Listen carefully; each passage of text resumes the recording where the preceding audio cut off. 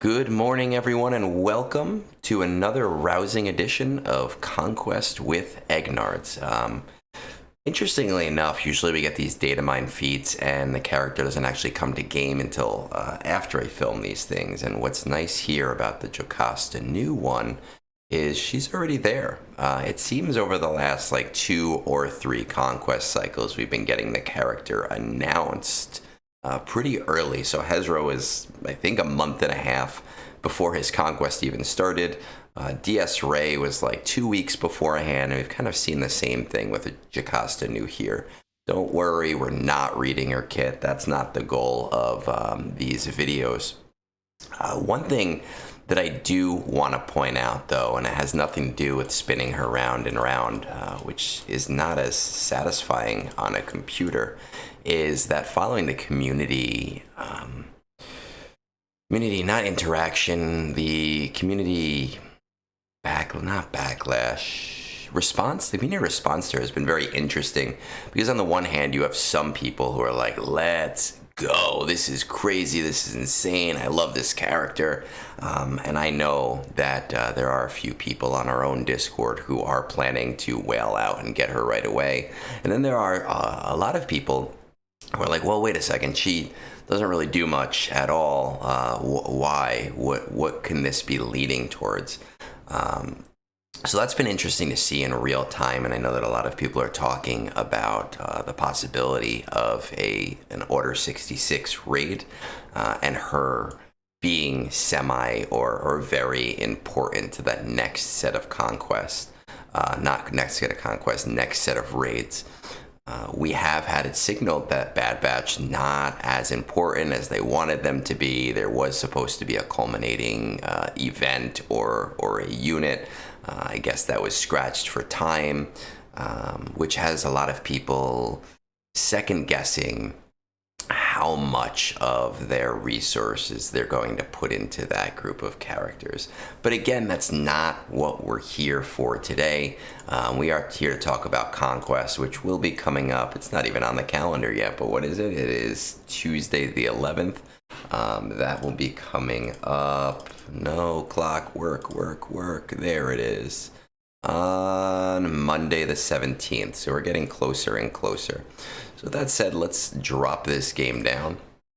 Let's throw some Conquest slides up. This is Sector 1, but before we talk about Sector 1 or the global feats or anything that's going on, one thing that I do want to touch base on first is really just best practices when it comes to Conquest, right? Things that all players should be keeping in mind, things that all players should have on the back burner that we'll try not to spend too much time talking about when we deal with each specific practice. So the first thing that we want to keep in mind is that our Imperial Remnant, our Night Sisters, our Mandalorian wins are all global win feats. And if I'm high on stamina throughout any particular sector, that's the team that I'm going to try to use. I'm not worried about bum rushing each sector with each of those things, but I do want to get 2 or 3 of those done each time I hit a new sector. Number 2, my Inquisitors are also super solid for global kill feats. So if you have Third Sister and Amplify Agony, and we don't know if Amplify Agony is even going to be around yet, this is an amazing team for keeping shit tier characters alive, right? Captain Rex, Great Mothers, Stop, Marok on one of the mini bosses, which we don't really talk about in these guides. If you have her and Amplify Agony is there in droves, you can keep anything alive regardless of their star level.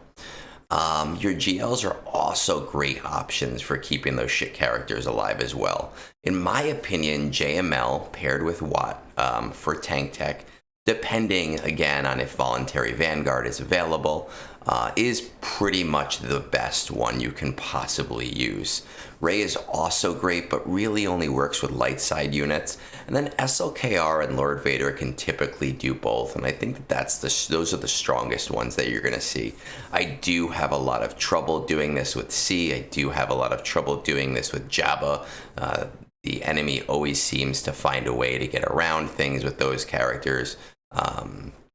So if you have JML, Ray, SLK, or LV, you generally will be able to do those feats without too much problems.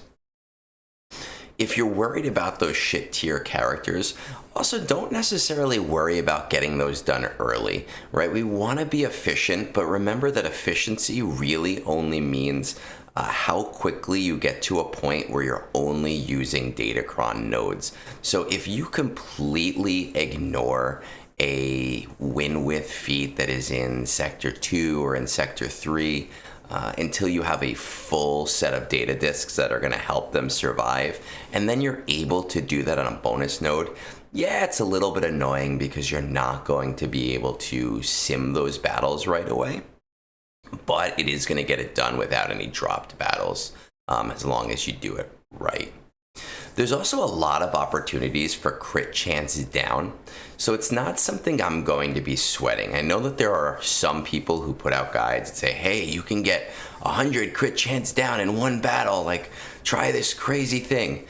In general, those cheeses are really great for lower end accounts that do not have the potential to, gold crate or red crate, and don't have as many options available to them.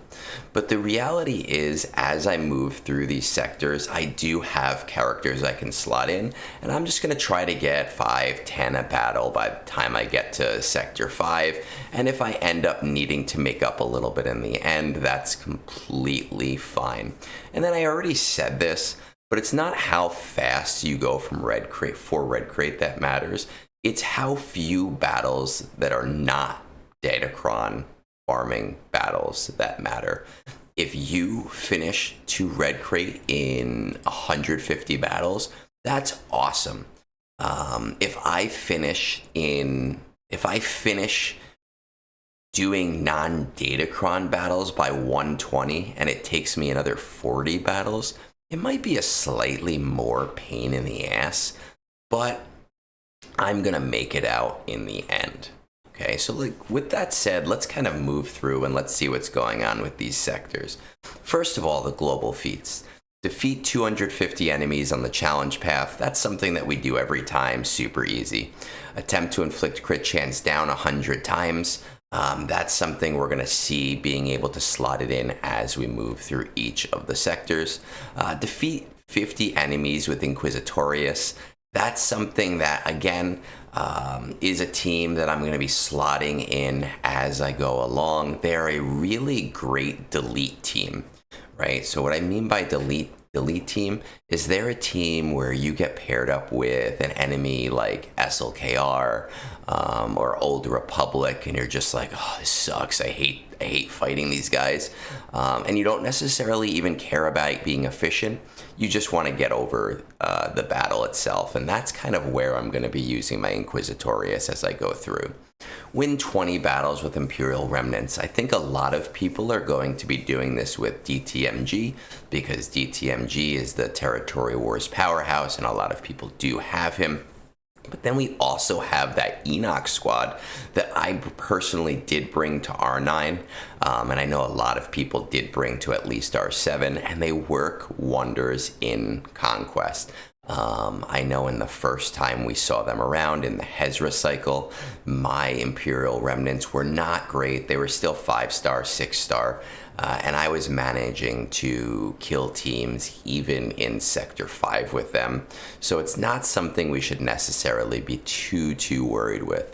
Then we have win 20 battles with Night Sisters, which is a personal favorite of mine as I'm heavily invested in the Mother Talzin team. But we also have that great Mothers team, which is a little bit more expensive. It pushes people towards Balin Skull, so I know there were a lot of people that built that. It's not necessarily a shit tier feat that we used to see. And finally, win 20 battles with Lightside Mandalorians. Again, this is something that you might do later down the line if you do not have light side Mandalorians at a high level. Generally, lower end light side Mandalorians with something like a BAM lead still works on the Sector 1 bonus node if you have the right data discs.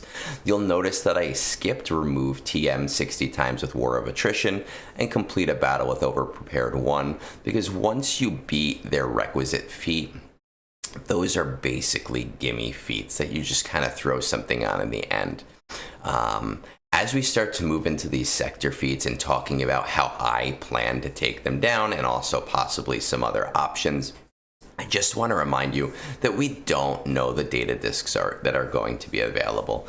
We don't know if this is going to be a more offensive style disc. We don't know if this is going to be a more defensive style disc. We don't know if this is going to be a merging of the two, which we have seen in the past.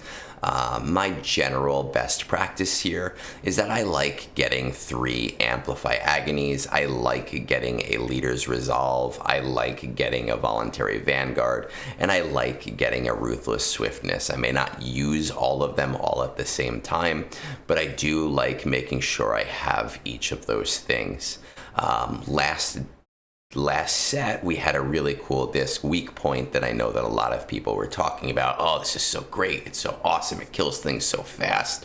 I personally stayed away from that disc because I used it in the first Conquest cycle for DS Ray, and I happened to notice that I was actually killing things way too quickly, and I was not able to get the debuffs that I wanted to get in each sector as quickly as I wanted to get them, so I stayed away from it in Conquests 2 and 3.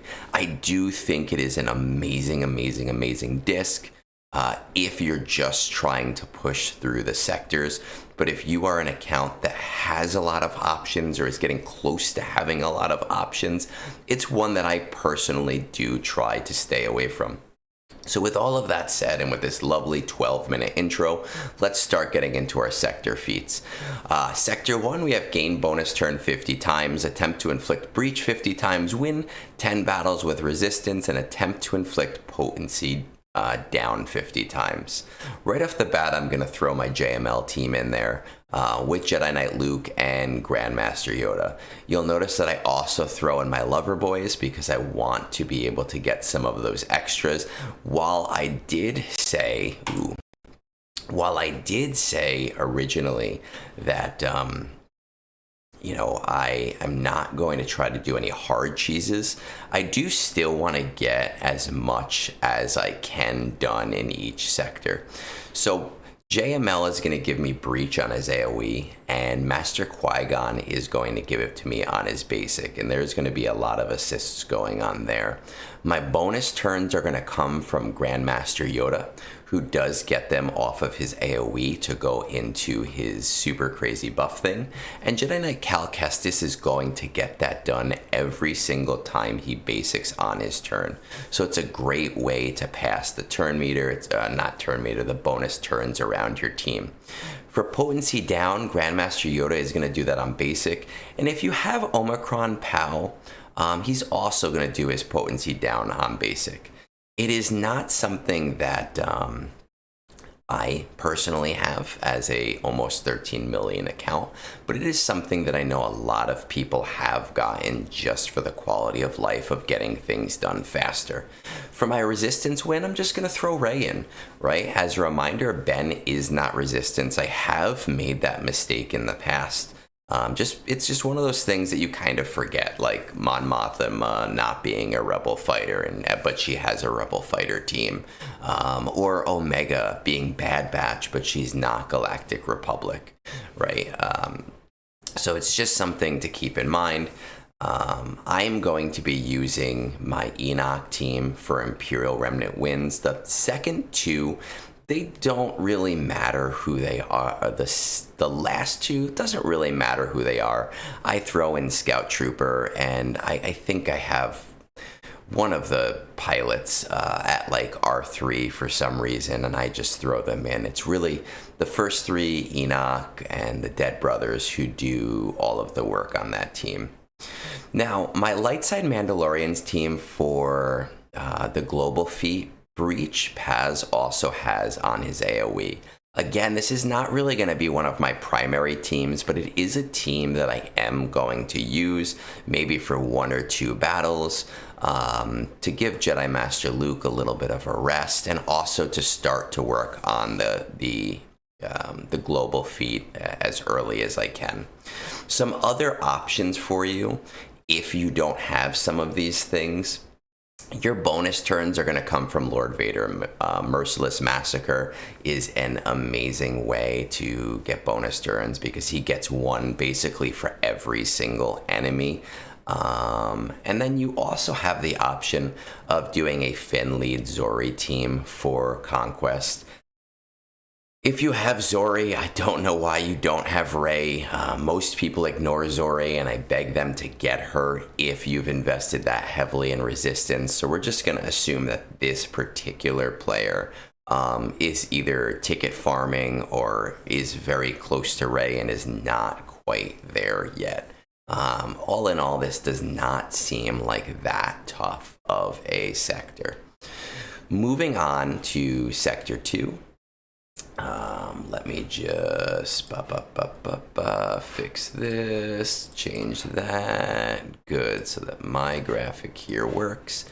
So for Sector 2, we have attempt to inflict crit damage down 50 times, win 10 battles with Great Mothers surviving, win 10 battles with mercenaries, and gain evasion up 50 times. Again, if you have Balin Skull, I just happened to unlock him on the last set.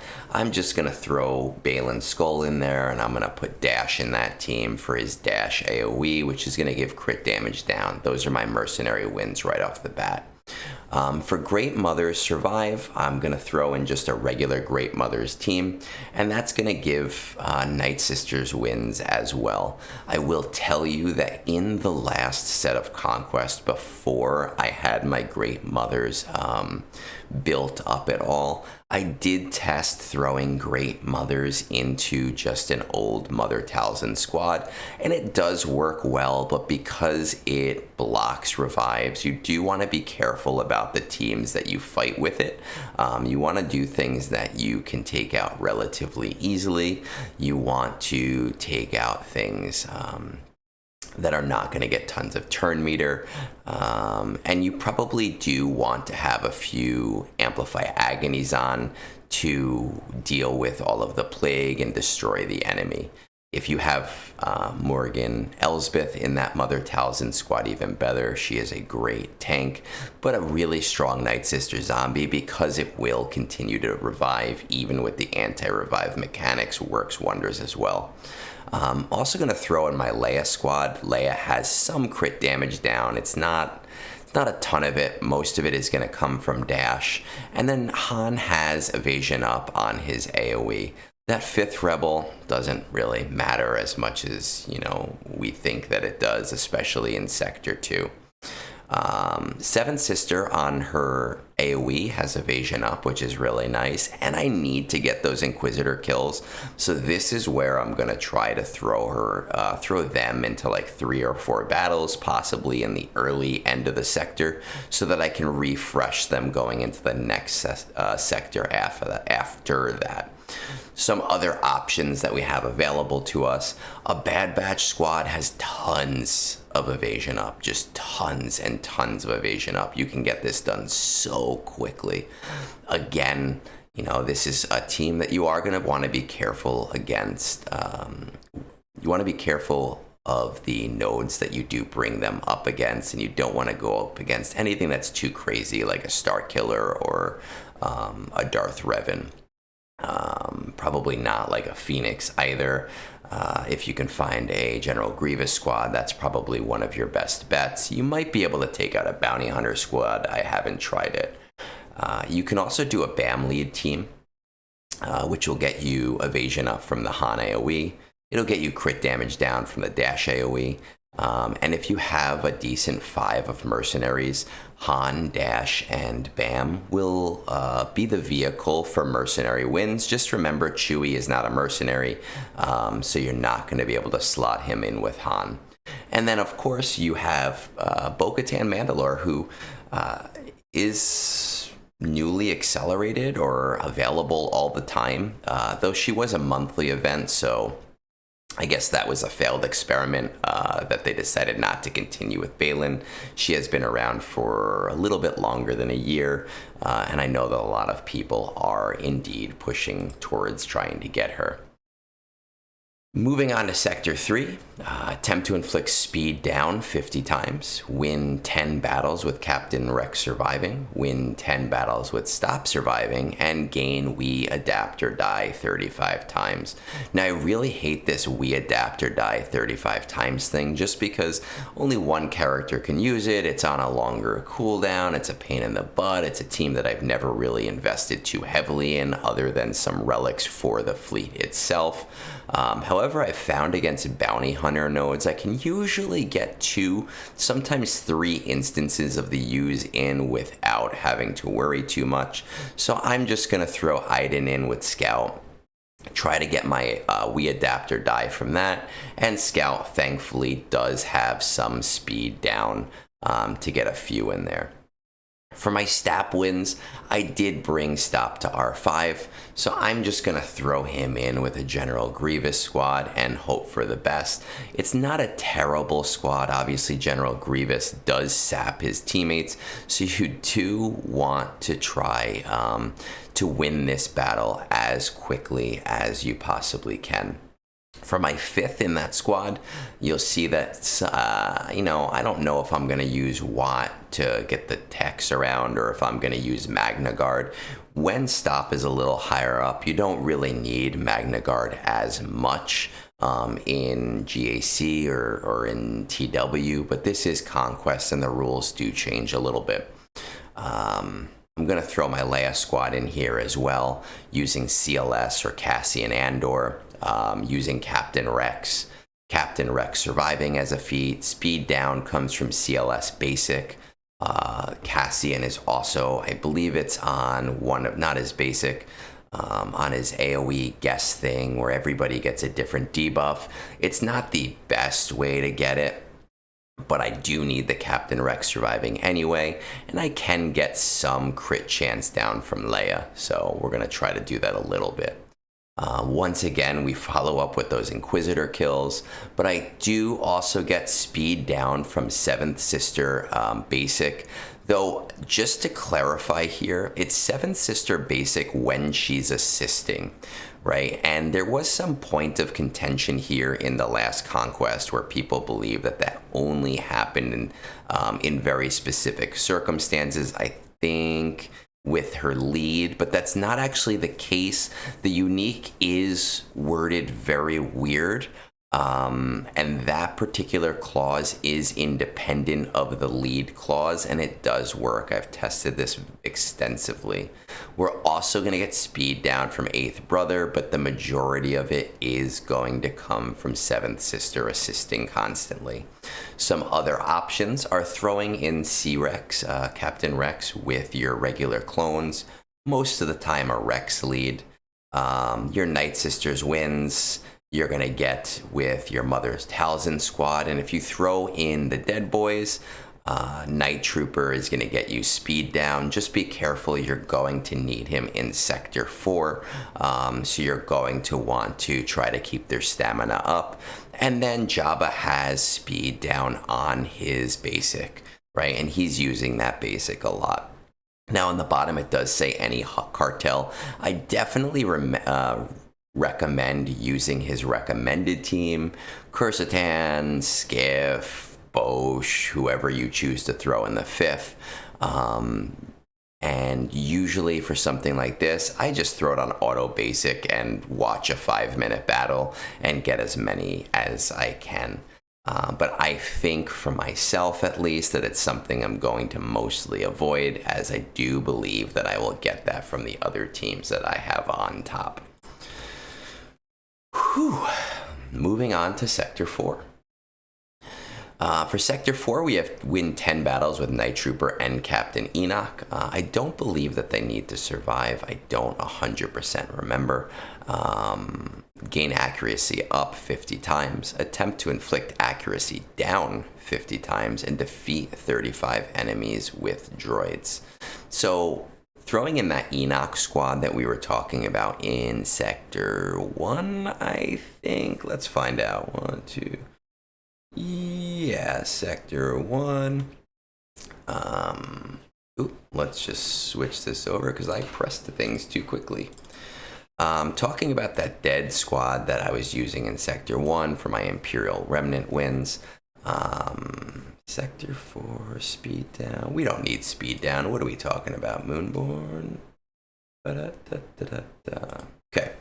I'm going to get my Imperial Remnant wins. I'm going to get my crit chance down with Night Trooper, and I'm going to get my wins with Enoch and Night Trooper as well. Speed down is actually in the last sector. Yes. So we don't need to worry about that. I'm going to throw JML in here with Seer in that team to get accuracy up because she does that, I believe, as an AoE. Anytime she does a basic, you will get that very fast. I'm also going to throw in my strongest light side droid on the team and try to get my called defeating attacks. My attacks that I call that I expect to defeat enemies, that's very verbose, with a light side droid. Now, I can throw in any number of droid teams. I could put in a sortie team. But the reality is, I just find sometimes with these kill feats that it's just easier to do calls. So I'm going to try to throw both Seer and my strongest light side droid, which is probably BB-8. Maybe it's sortie. And I'll use Seer towards the beginning of the battles to try to just poke at my enemies, and anything that is intended to kill an enemy, I will use that light side droid to get those kills. I believe that Seer I'll be able to replace probably after 1 or 2 battles anyway, and then I'll have 4 Jedis in the team to call that droid. Sector 4, once again, my Inquisitor kills. These are going to be racked up super, super fast. Accuracy down from 7th Sister and 8th Brother. Accuracy up from 8th Brother. Don't expect to get too much of that from him. It is off of his, one high cooldown ability, but technically it's there. This will work with a GI lead as well, but 3rd Sister is just beautiful in every sense of the game, and if you have her, you should be using her. Some other options that we have the Afra team with the 2 droids. Afra will give you accuracy down, not too much of it, but it still technically exists. And her 2 droids will do most of the killing. It will not be as efficient as calling light side droids, but it will work. I can throw in a General Grievous team for droid kills, in any combination of that you want to. All of them are droids, all of them will get you kills. It's just a team that I don't necessarily find too crazy strong in Conquest myself personally, so I try to avoid it whenever I can. And then this is a mainstay, that Jabba team with Cad Bane. Cad Bane does accuracy down on his basic, and any calls on the team, I'm going to try to call him to get those abilities. It does go rather fast because of his double tap, but if I can use those main teams I have up top, then I am going to be golden. Moving on to the final sector. Sector 5, there we go. What do we got? Sector 5, we have win 10 battles with Marok and Shin Hati, defeat 35 enemies with Phoenix, attempt to inflict invasion down 50 times, and defeat 35 enemies with Jedi Knight Cal Kestis. Once again, that Balin Skull team with Shin Hati and Marok is going to do wonders, especially if obviously you have built up Balin. If you have not yet, you're not going to be able to use the team at all. I am going to rely on that JML squad once again, throwing in Jedi Knight Cal Kestis, and throwing in Baby Cal, or Captain Rex, right? If I'm doing the Jedi Knight Cal Kestis kills, Yeah, the Jedi Knight Cal Kestis kills.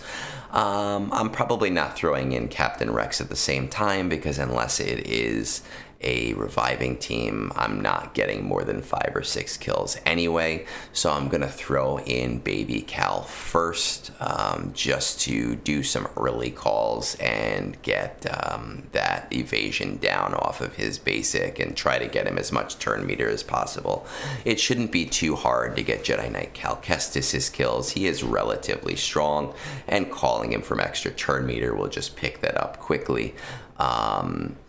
You can try a Leia squad. I've used this before, right? Leia squad with Captain Rex. It's just not as efficient because Captain Rex does not get all of the kills. Drogon tends to get a bunch of them. And you can obviously use a Phoenix team. Hera lead Phoenix team. I personally don't think that they're that great in Conquest, and you're relying on him to get the kills. It just doesn't work as good as Jedi Master Luke. Even if I have to do everything else first, let Jedi Master Luke revive or regenerate or whatever else, rejuvenate, and then come back on day 6 or day 7 with Rex. To me personally, that's more preferable just so that I don't have to deal with the headache of anything else. If you do If you do the Leia squad in there, make sure to throw Chupio in because Chupio is going to get evasion down every single time he assists because it is on his basic. Some other options that you have available to you, a primary CLS team is going to give you that evasion down because Chupio is going to assist literally everybody. He is the slut of the assisting world. He is a hoe. Your Darth Malgus team, or Darth Revan if you don't have Malgus, is going to give you evasion down from the Bastilla AoE. But just remember, Bastilla AoE does fear, and then that needs to proc and be lost on your enemy in order for the evasion down to hit. A Jabba team with Cursitan Basic and Zam AoE. Both of those are going to give you evasion down. Just keep in mind, Cursitan only gives it if his team is fully Cartel, which is obviously what... Actually, I don't even know if Zam is Cartel. I don't know off the top of my head. Not 100% sure. But if she's not, Cursitan is not going to give it to you while she's in there. However, Zam does have the AoE evasion down, and that is typically what I use if I need to use a Jabba team, because I can usually get 2 or 3 instances of that done in any one battle. As far as how hard this Conquest is, it does not look that terrible to me. I think I'm going to have an easy time with it. I'm going to get through it in 5 or 6 days like usual. I don't see anything too egregious here. I do know that between the boss feats and mini boss feats that there is some contention because the data mines seem to show 3 feats for bosses and mini bosses, which has never been the case before, and we don't have any clarification on if that is true or not. As always, on our Discord, which is in the show notes and in the description or whatever else, we do have a Conquest channel. We have Kazgul, who is the king of Conquest guide, text-based Conquest guides, who just gets a nice big solid half chub anytime he helps somebody out with Conquest. I am there as well. There are a lot of helpful people, so if you find yourself in a position where there is something you're stuck on and something here isn't working for you, pop in, say hi, show your .gg, say this is where I'm at and this is where I'm stuck, what can I do?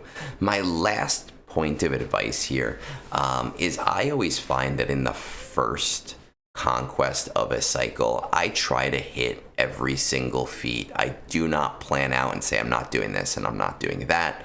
I do what I can, and I decide for Conquest 2 and Conquest 3 which things were the most pain in the ass. So in the last Conquest cycle, I believe in Sector 2 there was a win with Great Mother surviving. Although the feat itself was easy because I was heavily relying on Night Sisters in Sector 1 and in Sector 3.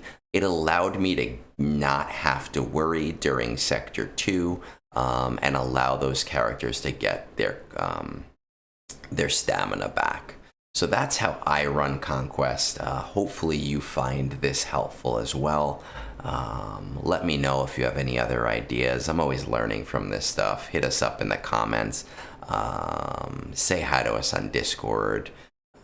Become part of the community. And hey, listen, I hope you guys kick ass this Conquest cycle.